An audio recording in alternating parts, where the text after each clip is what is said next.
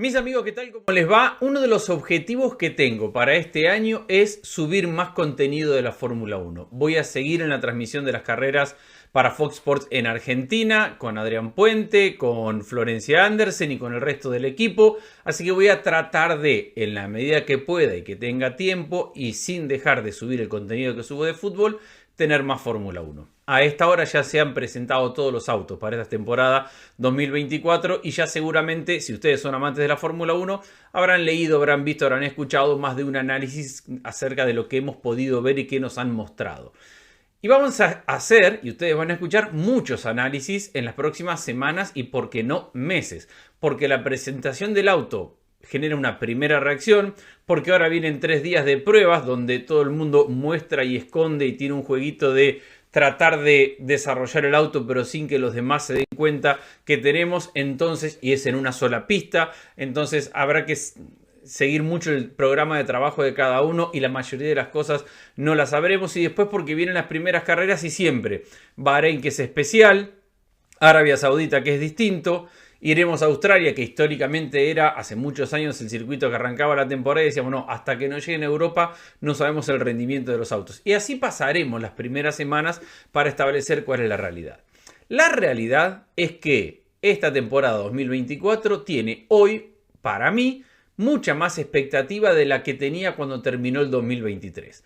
Cuando vimos el dominio que tuvo Red Bull la temporada pasada, el campeonato de Verstappen, subcampeonato de Checo Pérez, campeonato de constructores, que la segunda mitad de la temporada prácticamente le sobró a Red Bull, y eso significa que pudo enfocarse y trabajar en el auto del 2024 a partir de ese momento, y mientras el resto de los pilotos seguía y los equipos seguía trabajando en el 2023, pensamos o pensé va a tener una diferencia notable para el año que viene con la evolución de este reglamento. Hay un tema que no es menor y es el de los años, el de los reglamentos y que afecta al desarrollo de los autos y a los pilotos. ¿Por qué digo esto? 2024 y 2025 serán las últimas 2 temporadas con este reglamento. 2026 arranca un reglamento completamente nuevo de la Fórmula 1. Es por eso que muchos autos han traído un diseño completamente nuevo para esta temporada, pensando que tienen con ese auto y con ese diseño y con esa base este año y el año que viene. Y el año que viene la realidad es con muy poco retoque, porque el año que viene todo el mundo va a estar concentrado en el gran desafío que es qué va a pasar con el reglamento 2026.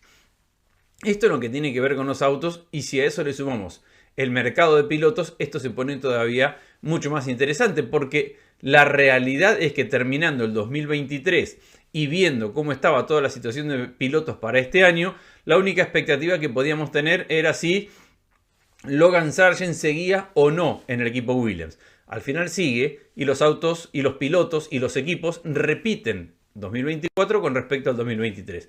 Claro, nos cayó una bombita, y es que Hamilton va a ser piloto de Ferrari en el 2025 y que Carlos Sainz se tiene que buscar equipo y que Leclerc se ha encontrado ahora con todo este escenario del cual vamos a hablar a partir de este momento, con algunas novedades de los equipos y qué podemos esperar de ellos y qué han traído para esta temporada. Aston Martin el año pasado tuvo una temporada de mayor a menor. Arrancó siendo el único equipo que le podía pelear básicamente a los Red Bull, que se subía al podio consistentemente. Alonso tenía un impacto impresionante en el equipo. Es un gran piloto Alonso, para mí es un piloto top del mundo y de la historia de la Fórmula 1.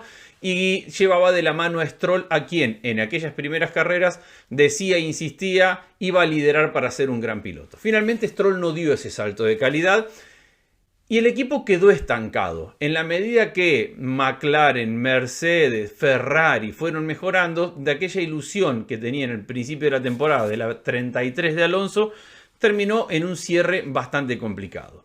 Hay varios cambios para esta temporada, y es cambios que tienen en general casi todos los equipos, y ahora me voy a ir metiendo en eso, es ir a una base más Red Bull, a lo que presentaba Red Bull hasta el año pasado, en el diseño principalmente, toda la parte aerodinámica, pontones, y no nos olvidemos que Red Bull tuvo un par de accidentes el año pasado, sobre todo en Mónaco con Checo Pérez, donde nos permitió hasta ver el piso del auto.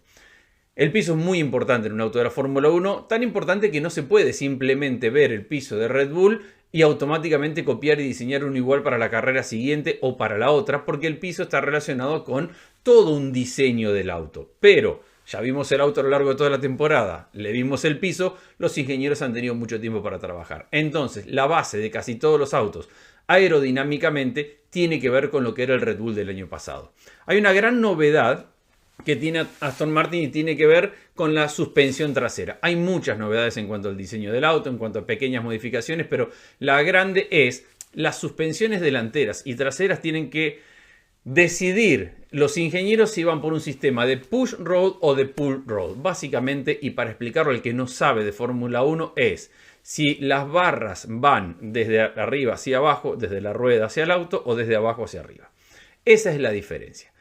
Que en términos de rendimiento no deberían causar ninguna diferencia. De hecho, hay un acuerdo en que básicamente la diferencia entre uno y otro en la suspensión delantera no marca absolutamente nada en el resto del diseño del auto.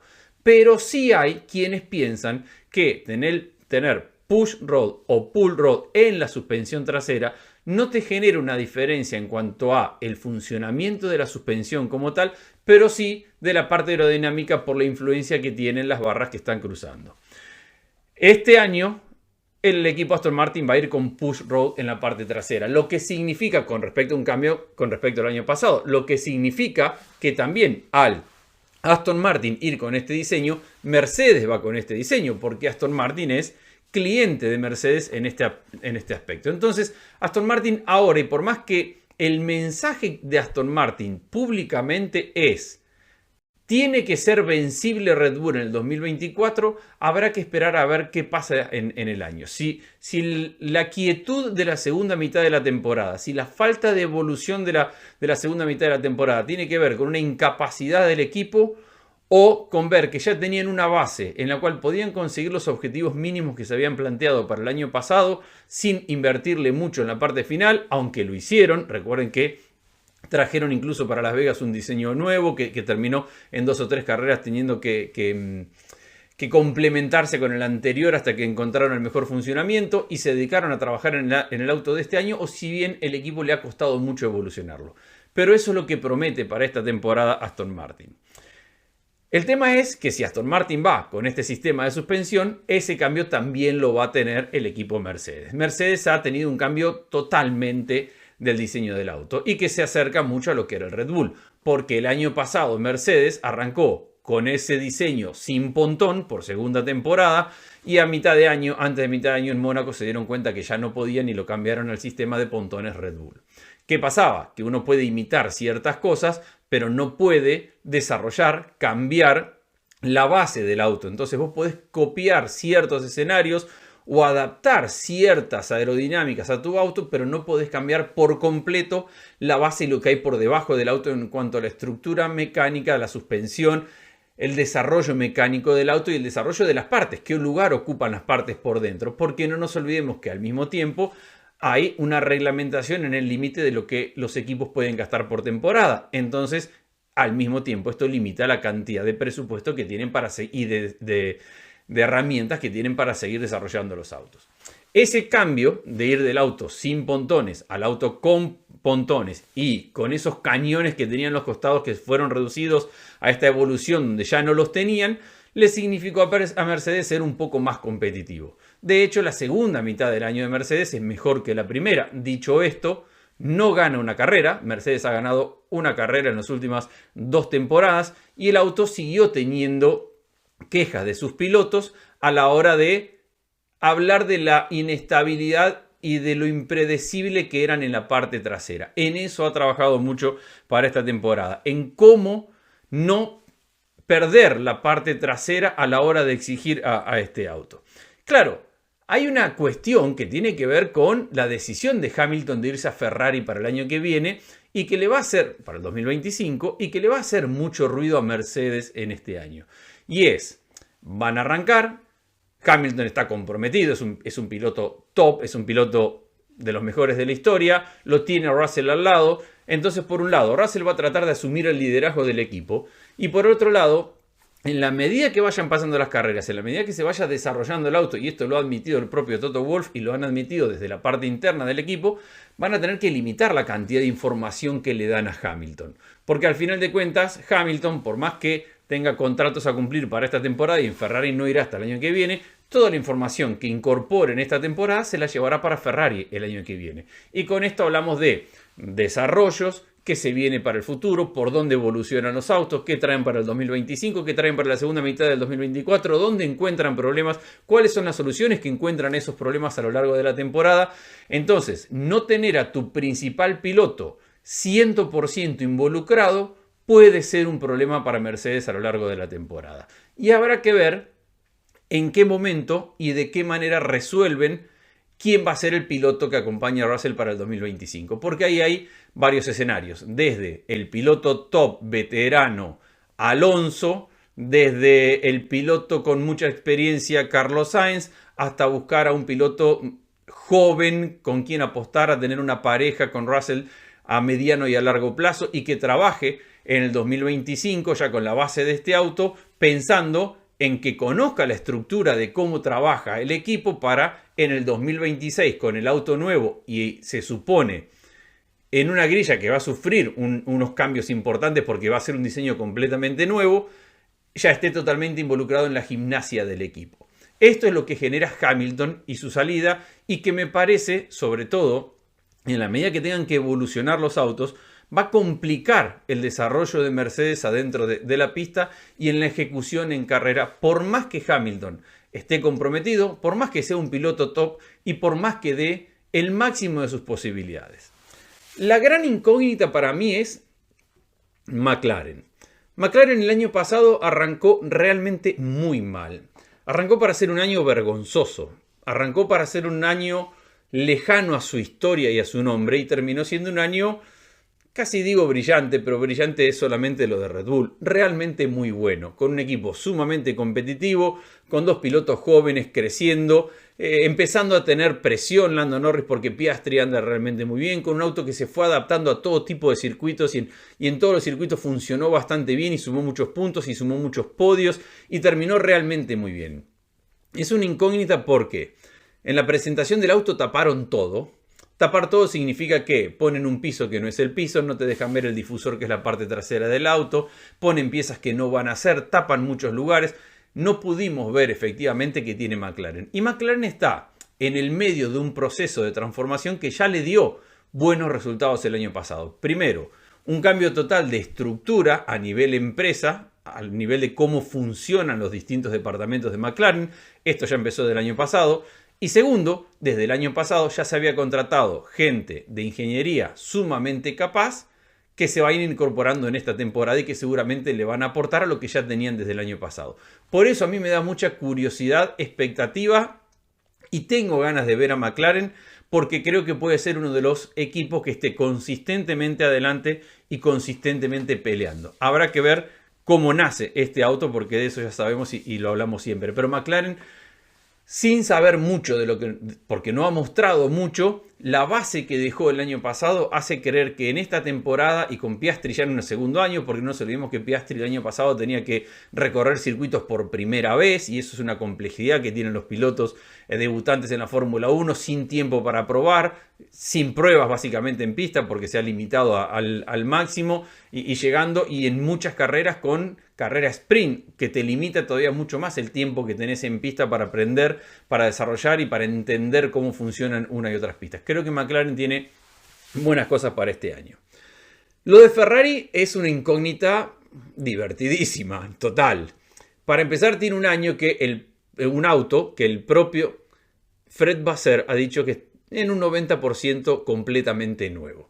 Un diseño totalmente arriesgado donde ha cambiado mucho aerodinámicamente. Ya desde el año pasado se había alejado, ¿se acuerdan de esos pontones anchos que parecían una bañadera por momentos de Ferrari? Se había alejado de eso y se había acercado a los Red Bull. Eso significa una evolución para este año donde va por ese lado en cuanto también por dentro desarrollar el auto para tener ese tipo de pontones y parte aerodinámica. Y lo más interesante de Ferrari es que es el único equipo de punta, es el único equipo junto con Haas, a quien le provee elementos, que sigue con la suspensión trasera pull rod.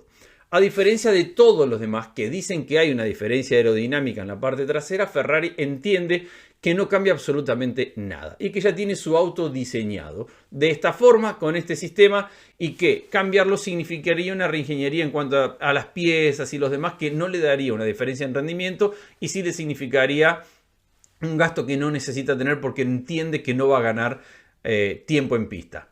Dicho esto, cuando uno ve que Mercedes se cambia, que McLaren ya estaba del otro lado, que Aston Martin se cambia porque se cambia Mercedes, que Red Bull ya estaba del otro lado, uno se tiene que preguntar, ¿estará acertado Ferrari en seguir siendo el único equipo de los que tienen aspiraciones de pelear por carrera y campeonato, en mantener un diagrama de suspensión trasera que va en una dirección contra el resto de los equipos que van en otra dirección?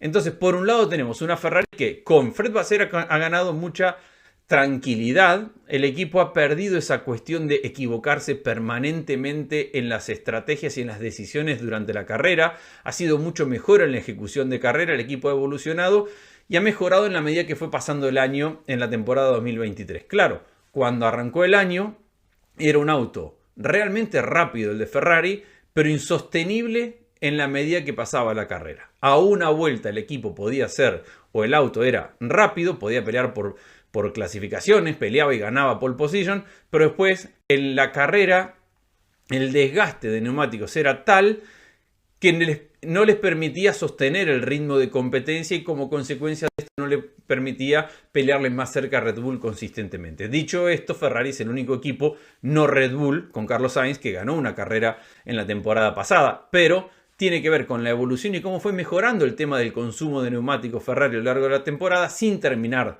por ser ideal a fin de año, pero sí una mejora clara con respecto a principio de año. Esto le llevó a los pilotos de Ferrari, principalmente Leclerc, en su búsqueda constante de sacar lo máximo del auto y de empujar a donde el auto no le daba, a cometer una serie de errores, una cantidad de errores que terminaban con el auto roto contra un muro, contra una contención. Fueron varios errores en tratar de potenciar un auto que no tenía prácticamente con qué. Ferrari tiene algunas salidas de ingenieros y se está hablando ya desde hace un tiempo de que va a incorporar gente de Red Bull, gente de Mercedes, gente top. Se da mucho más que en otras épocas esto de los cambios de ingenieros de equipo a equipo por lo del límite en presupuesto a gastar por parte de los equipos. Es decir, aquel que no puede crecer más dentro de su estructura empieza a buscar en estructuras alrededor a dónde crecer en puesto y en salario de los grandes ingenieros, y por eso tenemos una movilidad muy grande de ingenieros, mucha más grande la movilidad de los ingenieros y de posiciones estratégicas dentro del equipo que de los pilotos. Entonces, habrá que ver si Ferrari, con este auto completamente rediseñado, donde el propio Vasseur dice que más del 90% de las piezas son completamente nuevas, donde trata de establecer la base para el auto de 2024-2025 para en el 2025 no tener que trabajar mucho en este auto y dedicarse en el 2026, y con el tema de tener dos pilotos enojados. A mí lo de los pilotos enojados me gusta. Los pilotos cuando se enojan se exigen, los pilotos cuando se enojan en el buen sentido de la palabra salen con un desafío extra a disputar la temporada. El enojo de Carlos Sainz es porque estaba negociando su extensión de contrato y le anunciaron a Hamilton y se quedó fuera del equipo para la temporada que viene. Entonces Sainz sabe que tiene que manejar en esta temporada para ganarse un equipo el año que viene. Él dice que no va a tener problemas, que tiene muchas alternativas. Una cosa es no tener problemas y tener alternativas, otra cosa es salir de Ferrari e ir a un equipo que te permita competir. Eso se lo tiene que ganar Sainz en la temporada.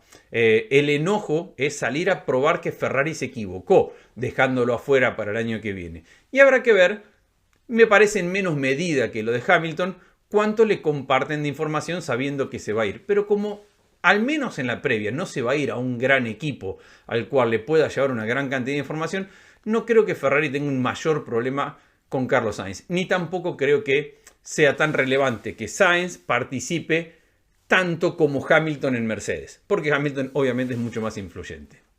Creo que también hay enojo de Leclerc, porque Leclerc, si bien nadie lo dice, era el piloto 1 de Ferrari. Más allá de que la carrera de Ferrari, la carrera que ganó un equipo que no fue Red Bull el año pasado, la ganó Carlos Sainz, y que Leclerc ha sido bastante errático con accidentes muchos fines de semana, la realidad es que todos sabíamos que Leclerc era el piloto de Ferrari. Y de hecho es el piloto que anuncian primero extensión de contrato de largo término, es decir, sin dar precisiones, al menos públicas, de cuánto dura ese contrato de Charles Leclerc. Entonces Leclerc pasa de sentir esa confianza de te estamos dando un contrato de larga duración para ser el piloto de Ferrari. Al final de cuentas, Ferrari tiene una magia especial para los pilotos y para eso de ir a correr en Ferrari.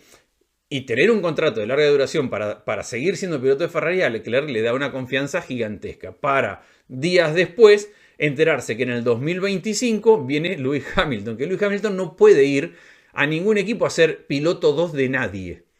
A lo sumo igualdad de condiciones. Pero piloto 2 nunca va a ser de nadie. Con los títulos del mundo que tiene, con la trayectoria que tiene, con lo que te puede aportar un piloto como Lewis Hamilton. Entonces, por un lado Leclerc tiene el enojo de sentirse que el equipo iba a girar alrededor de él y ahora se da cuenta que le va a venir Hamilton en el 2025. Y dos, tiene que probar este año ser mucho más consistente, mucho más sólido, mucho menos errático y dar mejores resultados porque el año que viene se le va a venir Hamilton. Entonces tiene que ser mucho más sólida su posición dentro del equipo para estar mejor en el 2025. Porque en el 2025 llega Hamilton. En ese año 2025 va a ser el segundo año de la evolución de este auto que presentan hoy. No va a haber grandes cambios, como les dije. Por eso hay tantos equipos con tantos cambios para esta temporada. Porque el año que viene no van a haber tantos cambios. Porque estamos creo que en el tercer año de este reglamento. Y en el 2026 vendrá otro. Entonces 2025 Hamilton vendrá a sumarse al equipo. A aprender cómo funciona Ferrari. Aprender cómo complementarse con Leclerc, pero principalmente cómo es la cultura de trabajo, cómo se trabaja con los ingenieros, cómo trabaja Ferrari, para estar a fondo en el 2026, cuando llegue el auto nuevo y todos creen que van a tener posibilidades de ser el auto dominante. Hay una cosa que es impresionante en todo esto de la Fórmula 1 y es sumamente atractiva con respecto a lo que esperábamos cuando terminó la temporada pasada a esta temporada que todavía está por empezar. Y es que terminamos con esa sensación y veíamos las presentaciones de los autos, todos van para el lado Red Bull. Todos van para el lado Red Bull, aerodinámicamente cada vez más parecido a los Red Bull. Tiene sentido, ha pasado en la historia de la Fórmula 1. El equipo dominante, el auto dominante, es el que todos miran de reojo y tratan de imitar, de copiar y de ver qué le pueden sacar para crecer y para sumar en ese auto. ¿Qué pasa? Que el último en presentar su auto es Red Bull. Y Red Bull presenta un auto revolucionario, distinto, que se aleja de la continuidad del auto que ganaba hasta el año pasado. Y lo que es una locura todavía más grande y que genera cierto morbo y cierta curiosidad, al menos desde afuera, al menos visualmente, este Red Bull que va a correr en este año se parece al Mercedes que tuvieron que abandonar el año pasado porque no funcionaba. Entonces la pregunta es, ¿vio Red Bull algo en Mercedes? Aunque Mercedes no terminó de desarrollarlo y entendió Adrian Newey que por ahí había un camino, ¿o en realidad es el camino de Red Bull y simplemente tienen apariencias similares a lo que era el Mercedes de 2022, principio de 2023, y que no tiene nada que ver con el desarrollo? Es inevitable caer en esta sensación, porque los propios pilotos caen en esta sensación. Verstappen dijo que cuando ve el auto no lo podía creer de lo distinto que era, y a Checo Pérez cuando le preguntaron si se parecía al Mercedes del año pasado dijo, y sí, porque se parece en principio un poco al Mercedes del año pasado, sobre todo por esos cañones que tienen de forma lateral alrededor al lado del cockpit, y por el diseño, si bien no llega a ser el de alerón, el de los laterales cero, que tenía pontón cero, que tenía Mercedes, sí son un poco más reducidos. Pero esos cañones que tiene por los costados del auto, en la parte de arriba, son muy Mercedes del año pasado. Hay varias modificaciones del Red Bull para esta temporada, al cual Horner describe como una evolución arriesgada, como habla maravillas de lo que ha hecho el equipo para esta temporada, y habrá que ver cómo le funciona. La lógica diría que le tiene que funcionar muy bien, porque hay algo con lo que arrancamos este video y fue 2023, en la segunda mitad del año, cuando todos parecían acercarse un poquito a Red Bull, y Red Bull siguió siendo dominante y ganó todas las carreras, menos la de Carlos Sainz, todos los equipos seguían desarrollando porque la pelea por el segundo, por el tercero, por el cuarto, por el quinto les significaba millones de dólares para esta temporada. Mientras que Red Bull se dio cuenta muy rápido que tenía el año prácticamente ganado, y no nos olvidemos que Red Bull, 1, como consecuencia de ser primero, 2, como consecuencia de ser campeón, 3, como consecuencia de la penalización por no haber cumplido con el límite presupuestario en el 2021-22, tenía menos horas de túnel de viento el año pasado. Entonces Red Bull abandonó el año pasado el desarrollo del RB19 y ya se enfocó en el de este año. Entonces, la lógica, que no siempre funciona, porque todos los equipos llegan con su lógica a explotar en el arranque de la temporada, dice que haber concentrado tan rápido la atención, el trabajo, el diseño para el auto del 2024 le tiene que significar a Red Bull una ventaja lo suficientemente grande como para poder sostener la diferencia que tiene con el resto del grupo. Pero eso lo tendrá que ver y lo tendrá que probar, sobre todo cuando tiene esta situación de un auto con tantas modificaciones con respecto a la del año pasado. Hay cosas que no son menores todavía en Red Bull y que muy probablemente para cuando arranque la temporada signifiquen o un caos o una situación de calma total. Y es la de Christian Horner, que tiene una acusación interna que está manejando Red Bull de alguna situación con un empleado de Red Bull, en la cual no me voy a meter ahora porque no se conocen muchos detalles y no vale la pena en este video, pero que puede significar desde que sea inocente y que para cuando arranque la temporada no pasó nada y Horner siga ahí como siempre, o que sea culpable, que tenga que ser despedido y Red Bull con este auto completamente nuevo en cuanto al desarrollo, en cuanto a la forma distinta de concebir el auto, se quede sin su jefe, sin su director máximo a la hora de empezar el campeonato. Y esto sería un golpe realmente duro. No digo que no lo podrían superar, pero realmente duro, porque no pasa únicamente por la decisión que tome uno y otro en determinado momento de carrera, sino pasa por crear una cultura de trabajo, crear una forma de trabajo, crear un sistema de trabajo. El liderazgo de Horner claramente ha sido bueno para Red Bull. Miren dónde está Red Bull. Y después está el rumor, no lo tengo comprobado, de que Adrian Newey está de la mano contractualmente de Christian Horner. Pero en eso no me voy a meter porque ya sería una historia muy larga y que no lo sé si es así o no. Pero si llega a ser así sería otro golpe para Red Bull en esta temporada. Hablando de Red Bull, tiene la tranquilidad de tener al tricampeón del mundo y que se queda en el equipo por muchos años. Y tiene que ver qué pasa con Checo Pérez. Checo Pérez da la sensación que entra en su último año con el equipo Red Bull y que si quiere quedarse en la Fórmula 1 tendrá que buscar una alternativa para el año que viene. Yo no lo tendría 100% seguro porque me parece que en cierto aspecto Checo Pérez es un gran segundo piloto para Verstappen si entiende que tiene que ser segundo piloto para Verstappen y que no le va a poder pelear el campeonato. Lo que sí está claro es que tienen estilos de manejo bastante distintos. De hecho, el auto del año pasado le significaba estar muy cómodo a Checo Pérez y arrancó muy bien, se volvió loco y se volvió loco toda la gente que estaba alrededor hablándole del campeonato. El auto fue evolucionando para el lado de lo que necesitaba Verstappen y ahí entre su locura y presión por ser campeón y por querer el campeonato y un auto que se le alejaba a su estilo y que lo obligaba a hacer cosas que no había hecho antes y la comodidad de Verstappen terminó marcando la diferencia que eventualmente vimos.